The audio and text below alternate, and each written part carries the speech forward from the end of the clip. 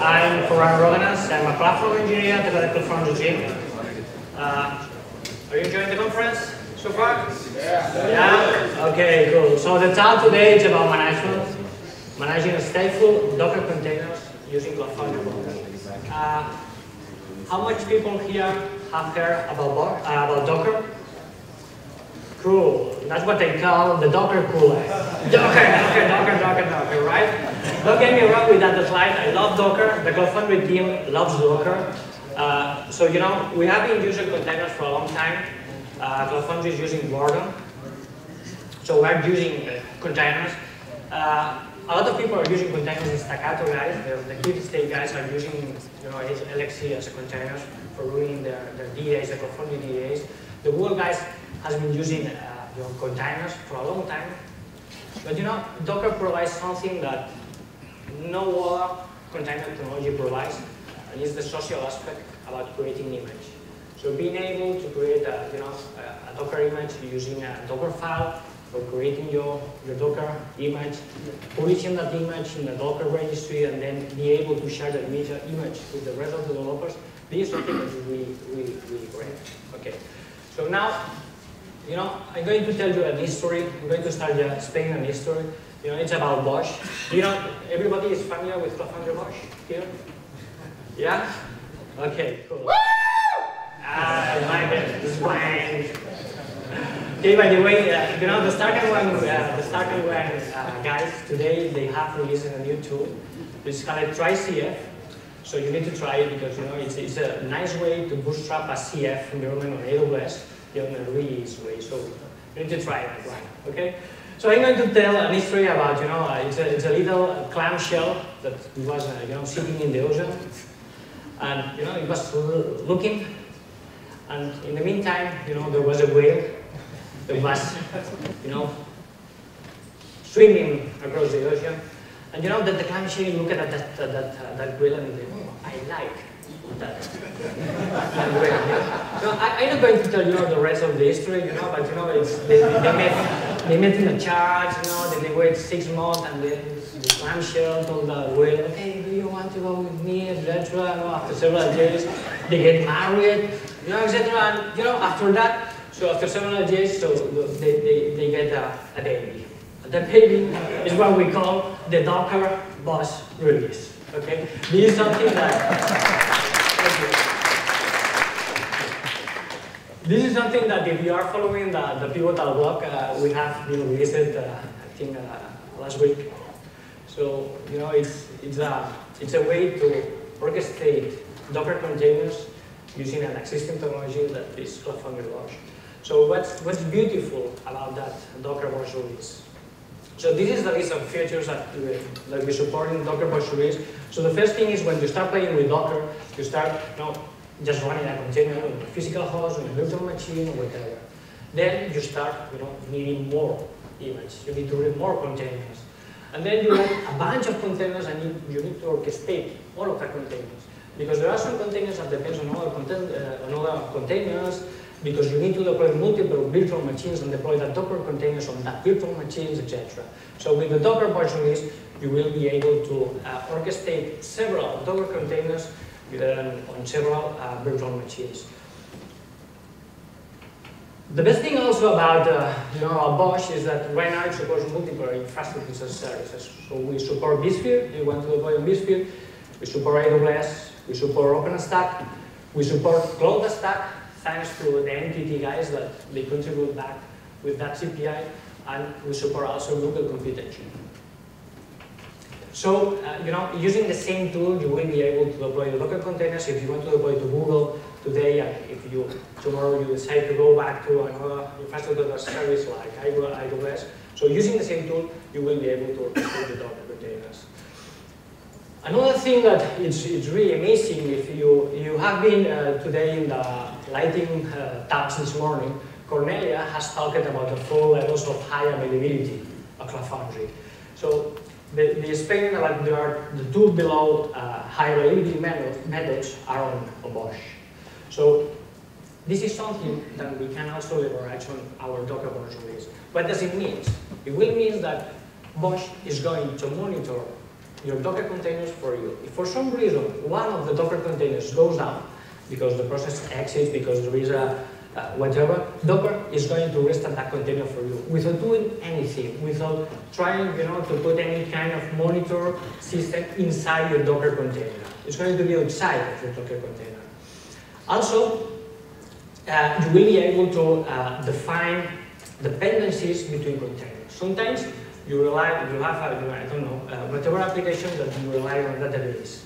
If for some reason that database goes down and the BOSH release is going to restart you, perhaps if your application is not well designed, you won't be able to come back to the database. So you need to restart this database. You need to restart the application, sorry. So with the Docker BOSH release, you will be able to define dependencies between that Docker containers. So if your application depends on the database and the database goes down, BOSH is going to restart the database and then it's going to restart your application also. But sometimes, especially if you are running your virtual machines or some public infrastructure, so something can go wrong. For example, a user accidentally can kill one of the virtual machines. Or for example, if you are running on AWS, AWS can decide that that virtual machine is in a host that should be in the maintenance mode and is going to kill your VM. So in that cases, BOSH is going also to resurrect your VM. It doesn't mean it's going to spin a new VM, it's going to inject in that VM all of your Docker containers, it's going to start all of the Docker containers, and if you have some kind of persistent disk attached to your virtual machine, it's going to reattach the old persistent disk to a new virtual machine. With the Docker BOSH release, you will also be able to bind physical host volumes to your Docker containers. What does it mean? Does it mean that if, for example, you're deploying a Docker container that is a MySQL database, you can bind your Docker volume to the virtual machine persistent disk? Why is it useful? Because if for some reason your virtual machine goes down and BOSH is going to resurrect and create another virtual machine, it's going to reattach the old persistent disk. So you are not going to lose any data. You are going to preserve, BOSH is going to preserve the data for you. Also, with BOSH, you will be able to resize your persistent disk without losing any data. I will show you that there is now there is later a demo, so I will show you all that features. And the latest feature that I added, I think it was yesterday, is that with the Docker BOSH release, you will be able to get all of the logs or all of your containers and to aggregate all of that logs on a remote syslog. Any questions so far? No? Okay, so now it's time for demo time. I plan to do a real demo time. I have some videos as backup, but let's try if the Wi-Fi works. I will do some real demo. Okay, I will try to deploy some real containers. It's just an alert. This is an experimental BOSH release, so if you want to play with that, I'm fine with that, but don't use that Docker BOSH release for a production system. Or if you want to run a production system, it should be a friend's production system, but not your production system, okay? Okay, so what we are going to do? So the first thing is that, we are going to use a BOSH deployment manifest that, in that deployment manifest, it will be, that the common things that we put in a deployment manifest. We will put the resources, so the type of instance that we want to deploy, the number of virtual machines that we want to deploy. We will set the networking, so we will see which is the networking for that or for each virtual machines. If we are going to use, some kind of private network with standard connectivity, or if we are going to assign a static IP, a floating IP, or elastic IP to one of our virtual machines, etc. And then we are going to say for each of the jobs, each of the virtual machines, what are the containers that we are going to put inside the virtual machines. The way that we are going to do is using what we call the job properties. On that job properties, as you can see, we are going to tell which is the name of Docker container, which is the image that we want to deploy. Right now, it only supports the public Docker registry. If for running that container, we need to set any command. If we want to expose any of the internal container ports to our virtual machine, to a external virtual machine. If we want to bind any volume, because for example, if we want to deploy a database, so we want to map a directory inside the container with the persistent disk that is attached to our virtual machine. And it allows you also to specify environment variables. But you know, sometimes it makes sense to use one of the public Docker images, but sometimes it makes sense to create your virtual machine, your Docker image. So another option is to specify a Docker file inside your deployment manifest. This is an example. This is an example that we are going to run later. We are going to build a Docker image using Elasticsearch, and we are going to BOSH is going to create that image for us when it's going to deploy, and then it's going to run the container for us. So for this example, I'm going to use the Google Compute Engine. So I'm going to log in into one of Jumbox virtual machine where I have deployed everything. So if I type BOSH status, you will see that I have a micro BOSH that is deployed on Google Compute Engine. Right now, I have, if I type BOSH releases, I will see that I have the Docker BOSH release uploaded to my micro BOSH. And then what we're going to do is just edit the deployment manifest. It has everything. It has the director ID. It has the name of the deployment. I'm going to assign a static IP address. It's a public IP address to my virtual machine, so I can show you how running my Docker containers in a Google Compute Engine virtual machine, I can access from outside, from my laptop, I will access to the virtual machine. And then what we're going to do is we're going to deploy three different jobs, three different containers. So the first thing that I'm going to deploy is a Redis container. The second one will be my SQL container, and the third one will be an Elasticsearch. For the first two things, I'm going to use a build Docker image. For the third one, I'm going to build an image on the fly. Okay, so BOSH deploy.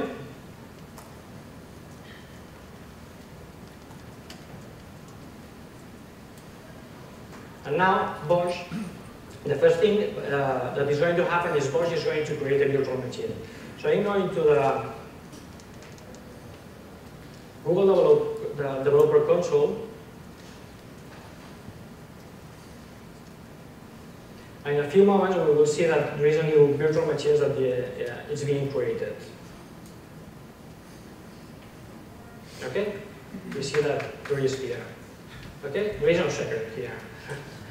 Okay, in the meantime, while this is being deployed, I will go to the GitHub repo where the Docker BOSH release is, because here there are all the instructions on how to run that Docker BOSH release.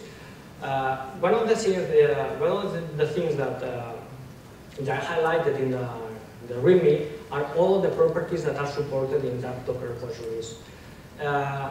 Right now, the Docker BOSH release is going to install Docker version 1.00 that it has been released, I think that 2 days ago or yesterday. I don't remember exactly when. And here you can see all of the options that we can set for our container. So we can set the name of the container, the image, the Docker file if we want to build a Docker image on the fly, the command and the entry point, if we want to expose some ports, if we want to attach any volume to our persistent disk, if we want to set dependencies between containers, we can set using that property. If we want to set some kind of environment variables to our Docker containers, if we want to restrict the number of CPU or memory that we want to assign to our Docker container, we can also set that on the deployment manifest. So let's go back to the BOSH task. So we have seen it has created a new VM, and now it's updating the job. What doesn't mean it means is that it's going to install on the virtual machines. It's going to start the Docker daemon. It's going to start the Docker daemon. Then it's going to fetch all of the images that we have set on our deployment manifest. if we have a Docker file, it's going to build that image from the Docker file, and then it's going to start all of the containers. So let me show you.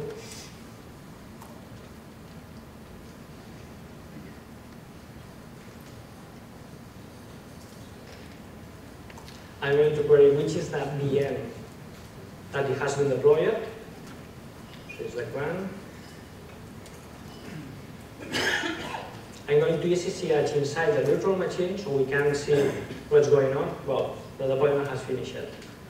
So if now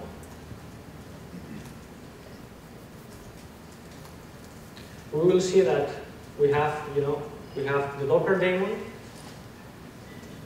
that is started, and we have every of the different Docker containers that are still starting.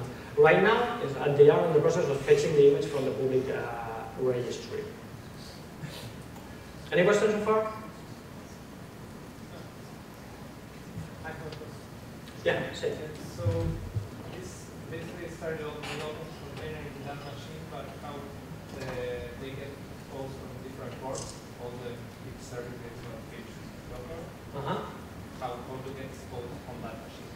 The machine is to expose the ports to the to the physical host and to the public IP address. You need to set. Let me go back here. This is an example. When we use the bind ports, this is the way that we expose internal ports that are inside the container to the physical host. So in that case, we are deploying arrays. So we are going to expose the same port, is 6379 that is running inside the container. We're going to expose that port to the 63679 on the physical host.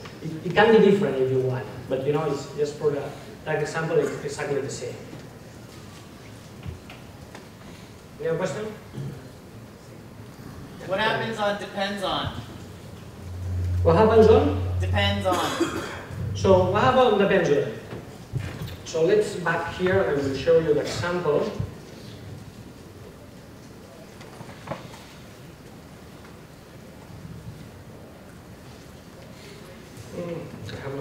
So what happens? What is going to happen is, just going to use an example. If I have a MySQL service and I have an application, if I set that the application depends on the MySQL service, the Docker container for the application is not going to be started until the MySQL service is going to be started. Second, if for some reason the MySQL container goes down, the application is going to be down also. And it's not going to be restarted until the MySQL service is going to be restarted again. Okay? So you don't do anything with link? No, we are not using links. No. The problem with links is that if you use links, it's useful only when you start containers. Yeah. But if for some reason, the master goes down, nothing prevents that this container is going to be restarted. Because the way that links work is just using environment variables inside. So the way that BOSH works is, for some reason, the master goes down, it's going to shut down also the application, and then it's going to start the master and then the application. Okay. Your BOSH deployment, are you deploying the containers on multiple VMs, or are they all on the same VM? In this example, on the same VM, but I can go on several VMs if I want. Right. When it's on multiple VMs, what happens when the one container dies and its data belongs to one VM image, while you want to set it up, but suddenly on a different VM, the original VM is out of capacity or something else? You can't kill it because the other containers are running on it. Right. What do you do? I like that question because it's unsolved right now. And I asked the community to continue back with this kind of stuff. When we wrote the blog post, we asked for that. So right now, if we want to try to find a method to set dependencies between containers that are on different virtual machines. That will be useful. You can get. But right now it's unsolved. Any other question?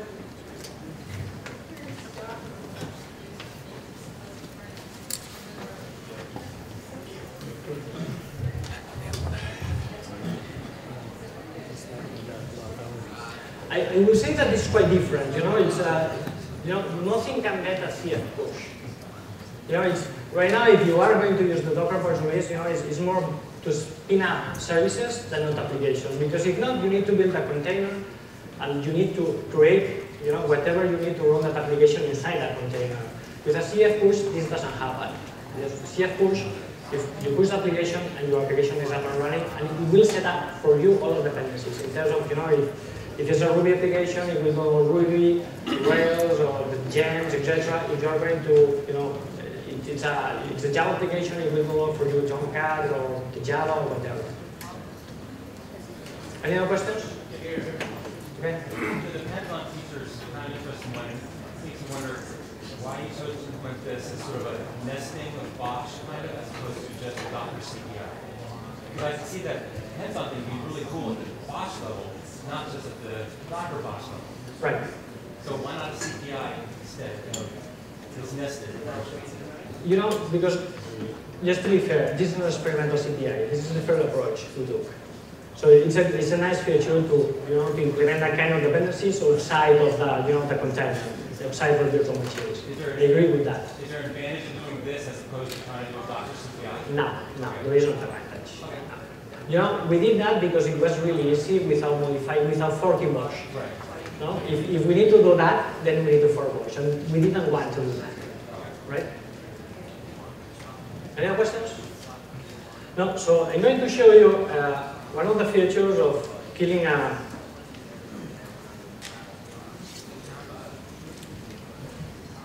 one of the Redis containers and see that it really restores the container. So I'm going to kill that PID.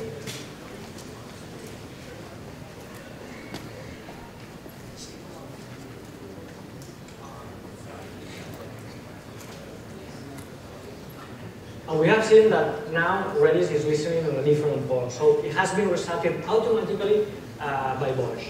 Just to make sure that we can access to that, you know, to that container, I'm going to use the, you know, the public IP address. So I'm going to type Redis clean host. So in this example, I can show you that we can access from my laptop to one of that containers that is running inside of one of the virtual machines.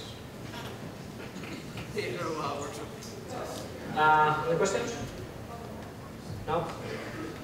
Okay. So the next example is just I'm going to kill a VM. So if I go back here,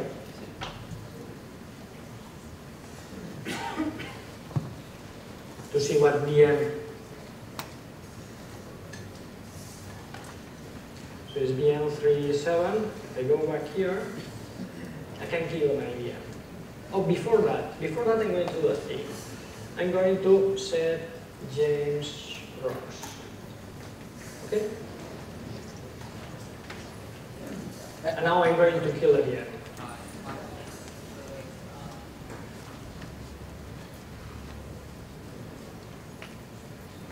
So what is going to happen right now is that BOSH is going to detect that the VM is down.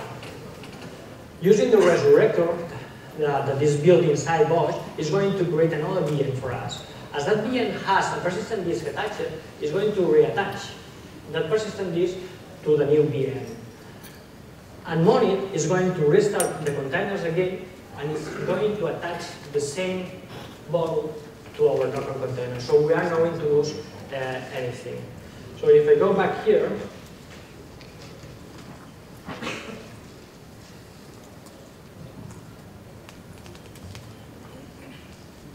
in a few seconds I will see that there should be a task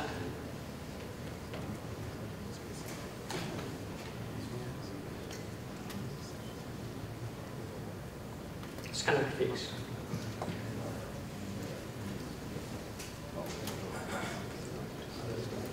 So what happens? BOSH has detected that there is a missing VM, is now creating a new VM, and is going to deploy all of the jobs inside the VM again for us.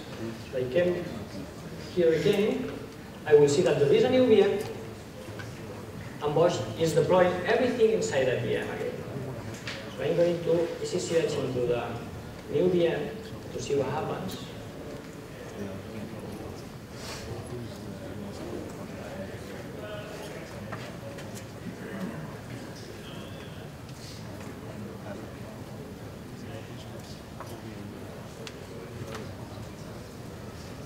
It's still 422 is not listening. Okay, now we're in. And we see that right now there is no process started. Now BOSH is going to deploy all of the bits inside the virtual machine and is going to restart the process for us again. It's going to take 1 or 2 minutes to do that. So in the meantime that it's deploying,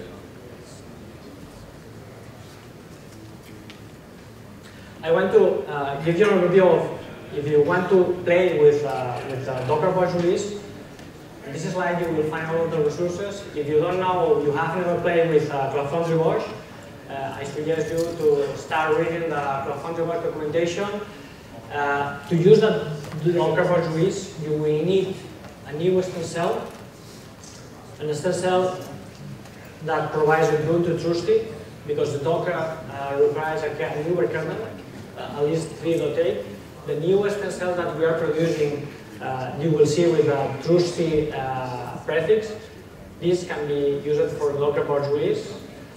There are 2 URLs where you can find the Docker BOSH release.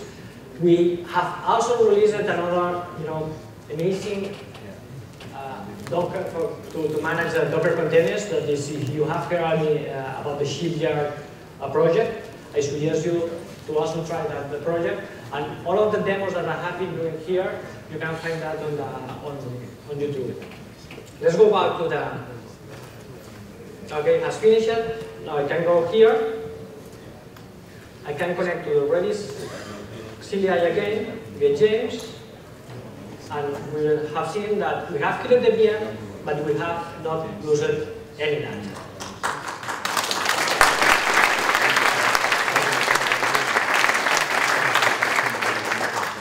I think my time has finished. I'm going to suggest you also, it's related to the question how does it compare with a CF push, a Docker file. I'm going to suggest you tomorrow there is a talk by the Orchestration guys, called Foundry. It's using to show you Decker, the project Decker, that it's really amazing. Because you can do exactly the same things. You can push an application using a Docker file, just with the typing, just here. Any other questions? No questions. No questions? No, there is no time. Okay. Thank you very much.